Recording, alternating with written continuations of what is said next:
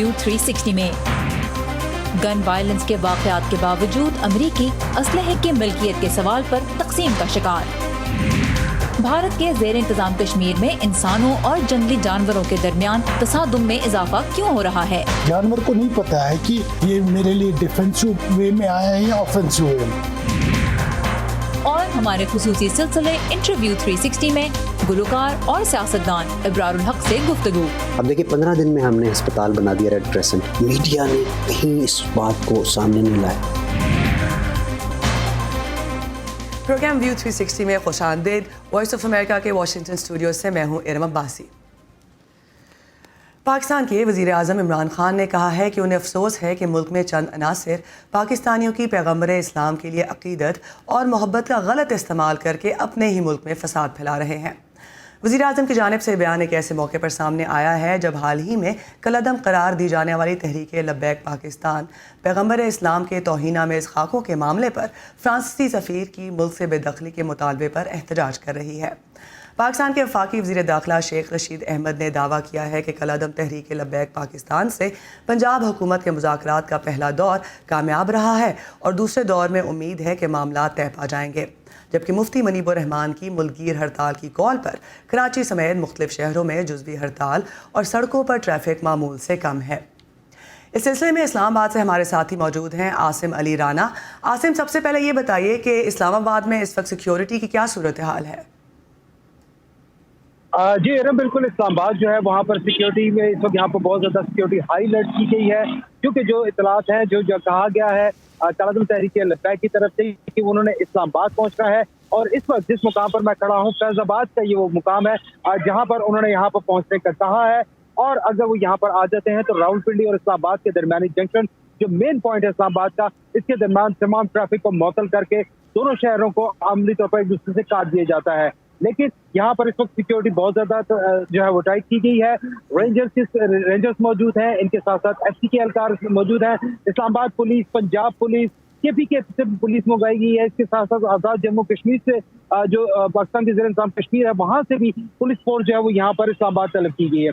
तो हजारों की तादाद में एहलकारियां मौजूद हैं। और एसएसपी इस्लामाबाद से हमारी बात हुई, उनका ये कहना था कि फैसलाबाद को किसी भी सूरत चौक नहीं होने दिया जाएगा, इसको ब्लॉक नहीं होने दिया जाएगा और इसके लिए सिक्योरिटी के लिए तमाम तरह इक़दाम किए जाएंगे।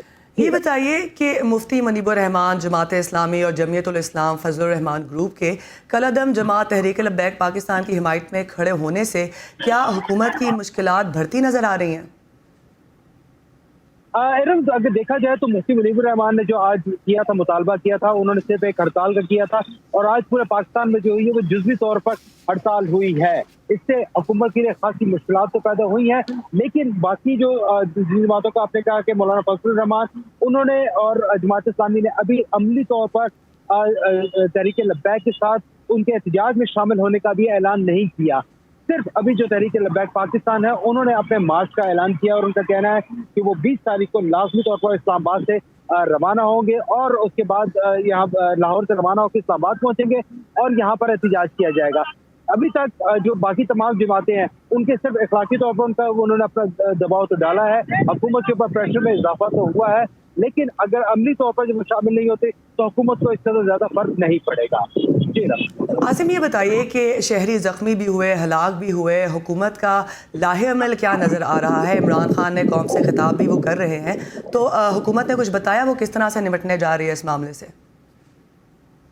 जी बिल्कुल, हुकूमत जो है वहाँ पर इस मामले को पहले तो बहुत एग्रेसिवली देख रही थी, लेकिन अब आहिस्ता आहिस्ता हुकूमत की जो टोन है वो वहाँ पर काफी डाउन होती भी नजर आ रही है। आप देख सकते हैं वज़ीर आज़म इमरान खान ने भी जो है वो तमाम सूरत हाल के ऊपर आज कौम से खिताब किया और अब से कुछ देर पहले उन्होंने खिताब करते हुए उन्होंने कहा है कि तहरीक लब्बैक पाकिस्तान और हमारी हुकूमत तो दोनों का मकसद एक ही है। उनका कहना है कि पैगम्बर इस्लाम की नामूस के हवाले से हम कोई भी जो है वहाँ पर उसके ऊपर कोई आंच नहीं आने देंगे। यही मकसद तहरीक लब्बैक का भी है और यही मकसद हमारा भी है, लेकिन हम दोनों के तरीकाकार में फर्क है। उनका ये कहना था कि पाकिस्तान की इस वक्त टेक्सटाइल की एक बहुत बड़ी एक्सपोर्ट जो है वो यूरोप की तरफ जा रही है और अगर फ्रांसीसी सफीर को निकाला जाता है या यूरोप के साथ जो तल्लुकात खराब किए जाते हैं तो पाकिस्तान को नुकसान उठाना पड़ेगा, इसके मुकाबले में यूरोप को कोई नुकसान नहीं उठाना पड़ेगा। उनका कहना था कि हम तमाम मामलों को हल करने की कोशिश कर रहे हैं। یہ تو وزیر اعظم عمران خان کا کہنا تھا، لیکن دوسری جانب حکومت جو ہے وہ مذاکرات کر رہی ہے. کالعدم جس پہ تجویز کو قرار دیا گیا اس کے بعد مذاکرات کا سلسلہ جاری ہے. 2 دور ہو چکے ہیں. آج کا جو دور ہوا اس میں گورنر پنجاب اور وزیر قانون پنجاب راجہ بشارت جو تھے وہ بھی شریک ہے. اس کے علاوہ وزیر داخلہ شیخ رشید احمد اور وزیر مذہبی امور نور الحق قادری جو ہے وہ اس وقت لاہور روانہ ہو چکے ہیں. آج رات تراویح کے بعد تقریباً رات کو 11 بجے کے قریب ان کے TLP کے ساتھ دوبارہ مذاکرات ہے. تیسرا دور ہے اور اس میں کوشش کر رہے ہیں کہ ان کو اس بات پر راضی کیا جا سکے کہ وہ لاہور سے اسلام آباد کا رخ نہ کریں. جی عاصم علی رانا اسلام آباد سے اپڈیٹ دینے کے لیے بہت بہت شکریہ. اب پروگرام میں ذکر کرتے ہیں امریکہ میں گن وائلنس کے بڑھتے ہوئے واقعات کا. تازہ ترین واردات ریاست انڈیانا میں ایک ہوائی اڈے کے قریب فیڈکس کے گودام میں چند روز قبل ہوئی جب ایک شخص نے 8 افراد کو ہلاک کر دیا اور پھر اپنی جان بھی لے لی. امریکہ میں اس سال میس شوٹنگ یا قتل عام کے کئی چھوٹے بڑے واقعات ہو چکے ہیں. سب سے مہلک واقعات میں اٹلانٹا کے مختلف مساج پارلرز پر فائرنگ کر کے ایک شخص نے 8 جانیں لے لی. اس سے پہلے ریاست کولوراڈو کے بولڈر علاقے میں ایک سپر مارکیٹ میں فائرنگ سے 10 افراد ہلاک ہو گئے تھے. انڈیانا کے اسی شہر میں اس سال اب تک قتل عام کے کم از کم 3 واقعات ہو چکے ہیں. فیڈکس گودام میں شوٹنگ سے پہلے جنوری میں ایک حاملہ خاتون سمیت 5 افراد کو گولی مار کے ہلاک کر دیا گیا تھا، جبکہ مارچ میں ایک شخص پر اپنی بیٹی کو اغوا کرنے سے پہلے گھر میں بحث کے دوران 3 افراد اور ایک بچے کو قتل کرنے کا الزام عائد کیا گیا تھا. امریکہ میں میس شوٹنگ سے ہونے والے بھاری جانی نقصان کو کیسے کم کیا جائے، اس حوالے سے امریکی منقسم نظر آتے ہیں. بعض ماہرین کا کہنا ہے کہ اس معاملے کو صحت عامہ کے مسئلے کے طور پر دیکھنا ہوگا. ملک کے رہنماؤں کے پاس افسوس کے لیے الفاظ کم پڑ رہے ہیں. مجھے یہ بات کہتے ہوئے برا لگتا ہے کیونکہ ہمیں اسے بار بار کہنا پڑ رہا ہے.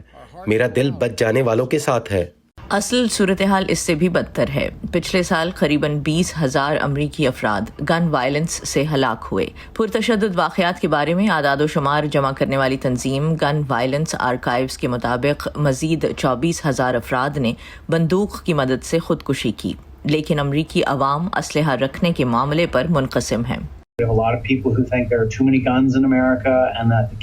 بہت سے لوگ ہیں جو سوچتے ہیں کہ امریکہ میں بہت بندوقیں ہیں اور امریکہ میں اسلحے سے تشدد کو کم کرنے کے لیے بندوقوں اور خاص قسم کے اسلحے پر پابندی کی ضرورت ہے، اور امریکہ کی آدھی آبادی کا خیال ہے کہ گن وائلنس کو کم کرنے کے لیے مزید گنز کی ضرورت ہے. 2017 میں پیو ریسرچ سینٹر کے ایک سروے میں بتایا گیا تھا کہ امریکہ کے کم سے کم 40% افراد کے گھروں میں اسلحہ ہے. اس حق کی حمایت کرنے والے کہتے ہیں کہ یہ آئینی ہے. تجزیہ کار اور مصنف ڈیوڈ ہیمنوے کے مطابق گن وائلنس ملک میں صحت عامہ کا ایک مسئلہ ہے. ہم نے سگریٹس پر پابندی تو عائد نہیں کی، لیکن اس بارے میں بہت بہتر اقدامات ضرور کیے ہیں. گاڑیوں پر بھی پابندی عائد نہیں کی، لیکن انہیں محفوظ بنانے پر خاصا کام کیا ہے. ڈیوڈ ہیمنوے کے مطابق گاڑیوں سے متعلق حفاظتی اقدامات ایک ماڈل کی شکل پیش کر سکتے ہیں. پچھلے 60 سالوں میں سیٹ بیلٹس، ایئر بیگز اور سٹیئرنگ سے متعلق دیگر حفاظتی اقدامات کے باعث اموات میں 85% کمی ہوئی ہے.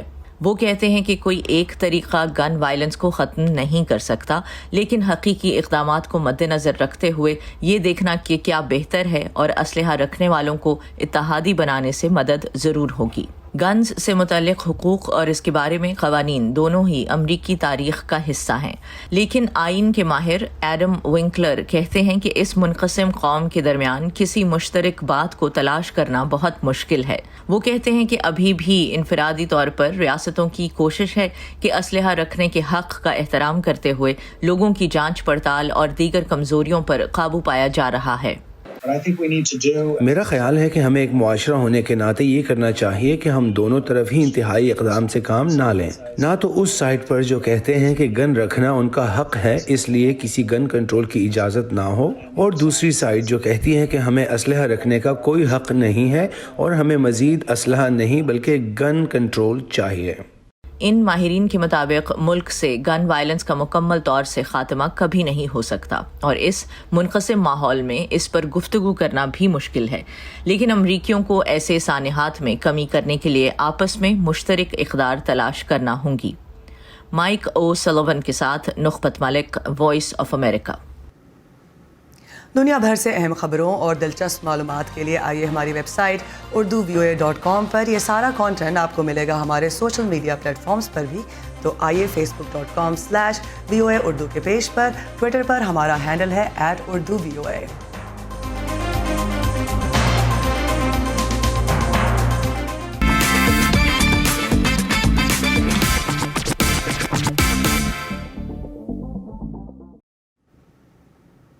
पाकिस्तान की मारूफ शख्सियात के साथ गुफ्तगू पर मबनी हमारे खुसूसी सिलसिले इंटरव्यू 360 में आज सारा ज़मान हमारी मुलाकात करवा रही हैं एक ऐसे स्टार से जिसने अपने पहले ही गाने से मकबूलियत की बुलंदी को छू लिया, बिलों के साथ शोहरत का सफ़र शुरू किया, फिर नादार अफराद का सहारा बने, PTI के साथ सियासत में कदम रखा और इस वक्त हिलाल अहमर पाकिस्तान के चेयरमैन हैं। पहचान तो गए होंगे आप, बात हो रही है अबरार उल हक की। मुकम्मल इंटरव्यू 360 हमारे ऑनलाइन प्लेटफॉर्म्स पर शाया हो चुका है। देखते हैं इस गुफ्तगू का एक मुख्तसर हिस्सा। 25 साल पहले बिल्लो आई और सब कुछ बदल दिया। पहली एल्बम थी आपकी, पहला गाना था। तो सबसे पहले तो मुझे ये बताएं कि आपकी ज़िंदगी इस गाने ने कैसे बदली? यकसर बदल दी। मुझे ख़ुद भी अंदाज़ा नहीं था कि ये होने वाला है। CSS करना चाह रहा था मैं पेरेंट्स की मर्ज़ी के मुताबिक, लेकिन जब भी मैं बैठता था पढ़ने के लिए तो कुछ ना कुछ गाना आना शुरू होता था जहन में। तो ये बिल्लो दे घर बड़ा ही एक इंटरेस्टिंग गाना था। मैंने बड़े भाई को सुनाया तो कहने लगे यार एल्बम बनाओ। मैंने कहा यू श्योर? तो पेरेंट्स तो इस हक़ में नहीं होंगे म्यूज़िक के। तो पहले मैंने सोचा कि अपना नाम या तस्वीर नहीं दूंगा एल्बम पे। भाई बड़े कहने लगे कुछ नहीं होता यार, दो। वो थोड़ा सा ओपन माइंडेड है। तो एल्बम रिलीज़ की तो उसके बाद वो हर जगह बज रही होती थी, पूरे इंटरनेशनल टूर्स और एक लाइमलाइट वाली लाइफ। बहुत सारे पैसे भी कमाना शुरू कर दिए। ऐसे था जैसे मैं हवा में उड़ रहा हूँ।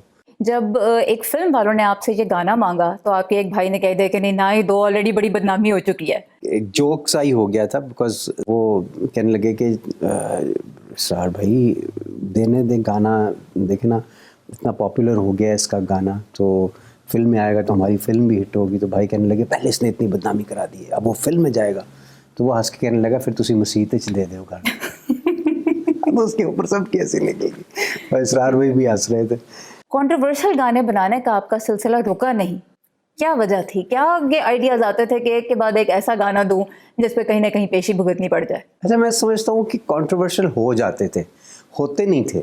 कुछ उसमें ऐसा नहीं था। बिल्लो को भी अगर आप स्टडी कर लें तो believe in legitimacy of relationship. वो कहता है डोली विच पा के तेन घर लैके आवांगा मैं, सेरे गाने बन के तो शहर विच नथिंग बैड अबाउट इट कि आप लेजिटिमेट तरीके से शादी करके आ रहे। प्रीतो में नल विआह कर ला यून, असा तेरी गल करनी डैडी नाल वगैरह वगैरह। तो वो बनाते हैं लोग कंट्रोवर्शियल। सियासत में आने की ज़रूरत क्यों महसूस हुई? हम सब सियासत कर ही रहे होते हैं। जब हम वोट डालते हैं तो या हम अपनी ओपिनियन का इजहार करते हैं तो हम सियासत ही कर रहे होते हैं बेसिकली। ये समझना बड़ा ज़रूरी है। सो हम लोग सब सियासी हैं, लेकिन अगर आप सियासत में एक्टिवली किसी को सपोर्ट करते हैं तो उसकी वजह हो सकती है, और उसकी वजह मुहब्ब वतनी, उसकी वजह पाकिस्तान में मस्बत तब्दीली लाना और ऐसी ताकतों को सपोर्ट करना जो आपके ख्याल में कुछ बेहतर तब्दीली ला सकती हैं। इसलिए आया था। आप PTI के रुकन हैं और पंजाब में PTI की हुकूमत है, लेकिन बहुत तनकीद भी होती है कि कुछ ज़्यादा काम नहीं हो रहा। आप क्या मशवरा देंगे अपने पार्टी लीडर को? आप ख़ुद पार्टी में एक्टिव हैं। देखिए, एक तो काम तो बहुत हो रहा है, नज़र क्यों नहीं आता? जो लोगों को पता क्यों नहीं है उसका? एक ये तनकीद बहुत हुकूमत पे की जाती है कि वो अब भी अपोजिशन पे तनकीद करने में मसरूफ़ हैं। जो काम वो खुद कर रहे हैं उसको वो खुद ही सामने नहीं ला पा रहे। नाकामी है हमारी बहुत बड़ी कि हम वो सामने नहीं ला सके। उसमें एक वजह हमारी नेचर भी है कि हम उसके ऊपर पैसा खर्चने भी यकीन नहीं रखते कि 2-3 अरब रुपया लगा के लोगों को बताएं देखिए हमने ये किया है। अब देखिए 15 दिन में हमने अस्पताल बना दिया रेड क्रेसेंट का। मीडिया ने कहीं इस बात को सामने नहीं लाया। हम नहीं प्रमोट करना चाहते, अपने अच्छे कामों को में खबर नहीं होती, खबरियत नहीं होती। नहीं, पर इससे जब अवाम में मायूसी पैदा होती है कि कुछ हो नहीं रहा, कुछ अच्छा नहीं हो रहा, कौन करता है फिर? मीडिया को ये रोल प्ले कर। आप कह रहे हैं कि आप तो खुद ही बिलीव नहीं करते, आप और आपकी जो पार्टी है वो बिलीव ही नहीं करते काम प्रमोट करने में, तो फिर कौन? अरबों रुपए नहीं लगाना चाहिए, मीडिया को खुद प्रमोट करना चाहिए। मीडिया देखो नेगेटिव चीज़ को अगर प्रमोट करे तो उसमें किसका कसूर है? हमें बहुत सारे चैलेंजेस हैं जो दूसरी मुल्कों में नहीं है। टैक्स देते हैं लोग, मुझे बताएं। ہم کہتے ہیں عمران خان نے اپنا حق نہیں ادا کیا، کیا لوگوں نے کر دیا؟ ایک چیز پہ میں ضرور وزیر اعظم صاحب کو یہ مشورہ دینا چاہتا ہوں، میں پتہ نہیں اس قابل ہوں کہ ان کو مشورہ دے، کہ کوالٹی ہیومن ریسورس کی بڑی سخت ضرورت ہے، اینڈ ڈیڈیکیٹڈ اور devoted human resource, those who want to, those who willing to work. کسی کو صرف ڈیوٹی دے دینا کافی نہیں ہے، اس کو پاکستان کے اندر انفارچونیٹلی آپ نے سگنل، ٹریفک سگنل بھی لگانا ہے اور ایک آپ نے سنتری بھی کھڑا کرنا ہے، کیونکہ قوم ایسی ہے آپ کی کہ وہ نہیں رکے گی صرف سگنل پہ.